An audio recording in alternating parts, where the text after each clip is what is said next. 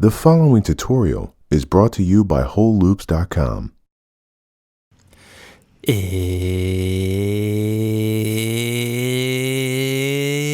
production time. I'm Reid Stefan, realist puppet in the game. 6 tips to improve the low end in your mixdown. That means we're going to be improving the relationship between our kick drum and our sub. I'm going to show you the beat that I made, and then we're going to go in and make the low end sound better. Let's check it out.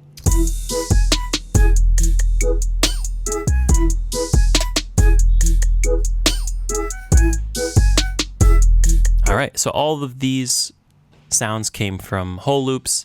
Our top channel here is a plain 808 from Raw Hits Kick.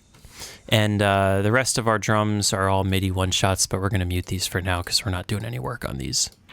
So let's play our kick channel and our sub. First thing I do, find the best tuning for the kick. That doesn't mean figure out what key the kick is in and put it in that key, because that's not always going to sound the best layered over your 808. I often just do trial and error. It's something that you have to figure out on a song-by-song basis just by nudging up and down and playing it.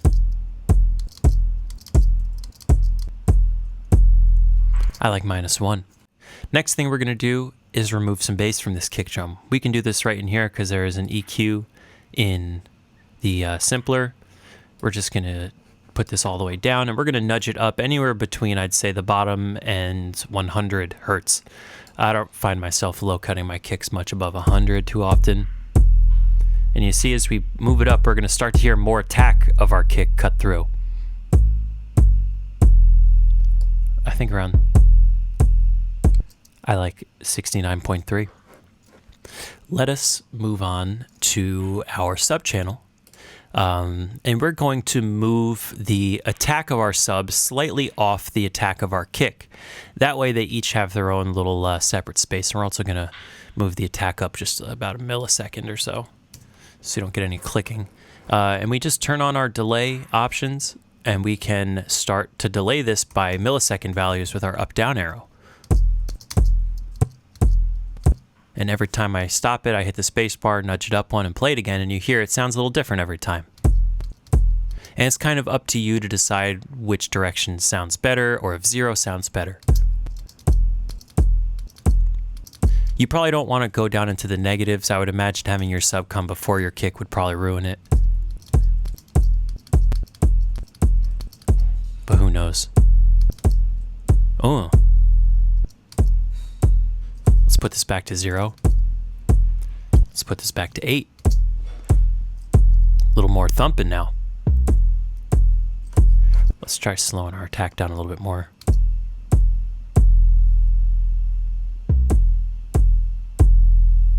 Not mad at that.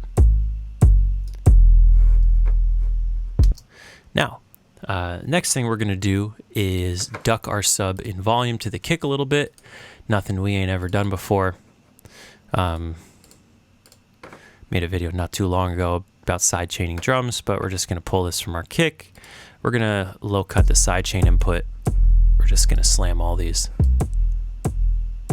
just so we get full control with that. And then we're going to use our wet dry as our mount knob, you know, and just a little bit. It's too much of a gap when you have it all the way up. Just a little bit.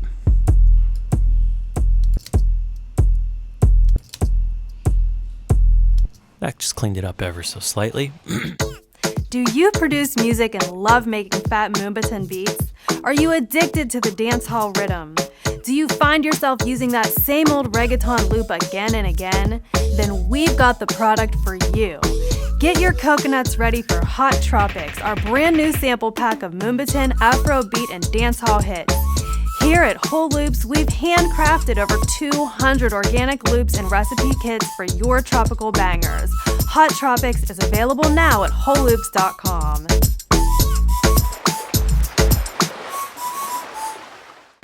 Next thing we're going to do to this sub is add some harmonics to it. We'll use a free plugin because I don't think any of the Ableton distortions sound good at all. I use the Camel Crusher a lot. This is a great way to do it. Really no need to compress this that much. I usually run this some around here. And this is just some rude distortion. And you just kind of pick how much of you want. I love plugins with wet dry knobs because this tone blending kind of thing is just mix down heaven.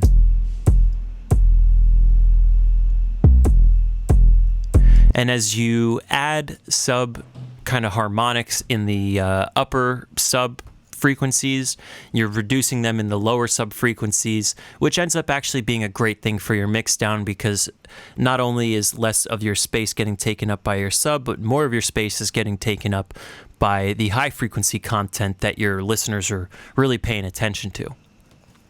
Once we got some harmonics going in our sub, we could also try and copy and paste this onto our kick and see if it helps our kick too.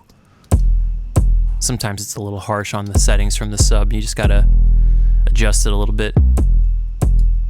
Let's turn this off.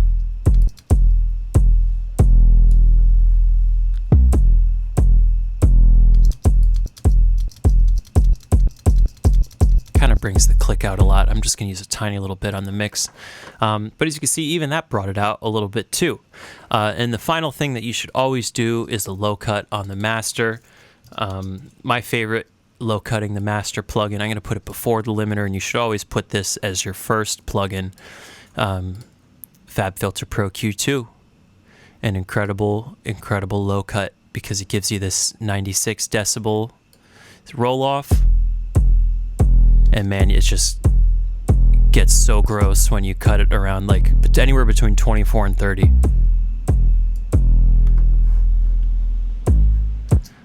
This sub is also way too loud. We're going to turn this down like to -6. Your sub should always be quieter than your kick. And let's turn the rest of our instruments on.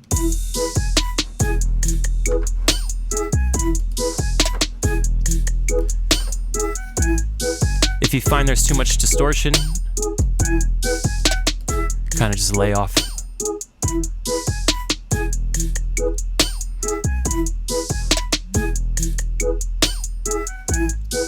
That alone made a huge improvement in the low end. The 808 would now be audible in smaller speakers that normally couldn't produce enough bass to hear that, just because we added some 808 content into the very lower mid-range. And that also made our hi-hats sound more clear, made our snare drums sound more clear, and gave the whole song a little boost overall in volume.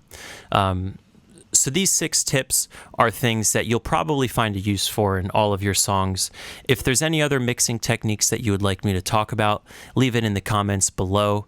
Thank you so much for watching. I'll be back with another tutorial very soon. Peace out.